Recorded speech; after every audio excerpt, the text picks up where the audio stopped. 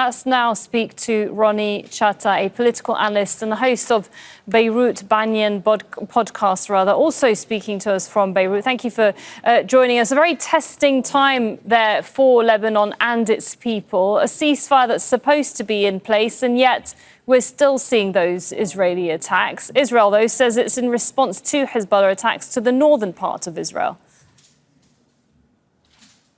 I think your sentiment is absolutely correct. Everyone is testing their limits, whether it's Hezbollah by launching rockets towards northern Israel, or for that matter, whether it's the Israelis, and how seriously committed they are, at least to the essence of the ceasefire that is meant to halt this type of strike and this type of destruction in southern Beirut.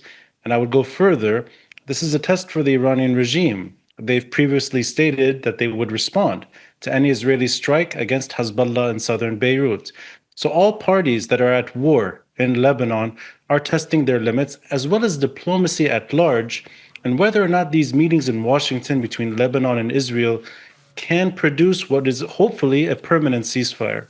And you speak about diplomacy. Was it perhaps fantastical that the Lebanese government could meet in the first place with Israeli representatives through the US for these talks, when Hezbollah is a huge factor in the country and it also has a political presence? That's absolutely correct. And I would actually add to that the wider attempt at divorcing Hezbollah from Iran, meaning separating the tracks, removing Lebanon as a battlefield for Iran and Israel, and separating Lebanon diplomatically as well from American-Iranian negotiations. The Iranian regime made Lebanon a sticking point, and that a ceasefire, at least the essence of a ceasefire, I don't know if a ceasefire is the right word to use, but a lessening of hostilities and no strikes against Beirut, that was a precondition. Going further, and I think you're absolutely right on whether or not Hezbollah can be left out of the room. The Trump administration and Trump himself alluded to some form of communication, perhaps indirectly or directly, which would be very unique, with Hezbollah officials, and a reality on the ground that Hezbollah's security apparatus, Hezbollah as a military fighting force, can overwhelm any state decisions, and that has been Lebanese modern history at play. I don't know how far diplomacy will go in trying to dislodge Lebanon from this type of war. But what I do see as a positive indication in that the Lebanese sentiment, the Lebanese acceptance, if you will, of negotiations, that's a fact. And I think these negotiations will continue regardless of what could be escalation between Israel and Hezbollah. Right. And Ronnie, what do you think will happen now? I mean, these attacks don't seem to have been huge in terms of, casualties when it comes to innocent people. Israel says it's specifically targeting people it has in mind. What now for the country?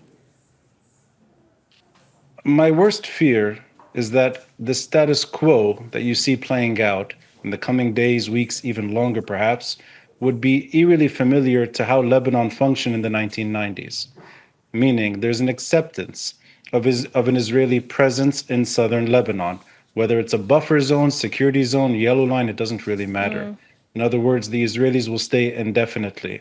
And that Hezbollah as an armed entity, Hezbollah as a militia beyond Lebanese sovereignty, an illegitimate force when it comes to its weapons, as the government has expressed several times, they will remain armed as well.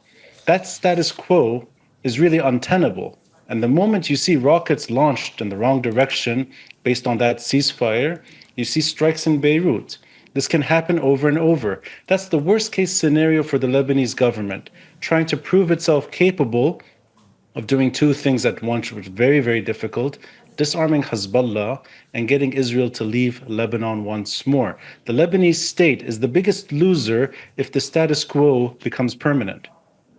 All right. Thank you very much. Appreciate you speaking to us.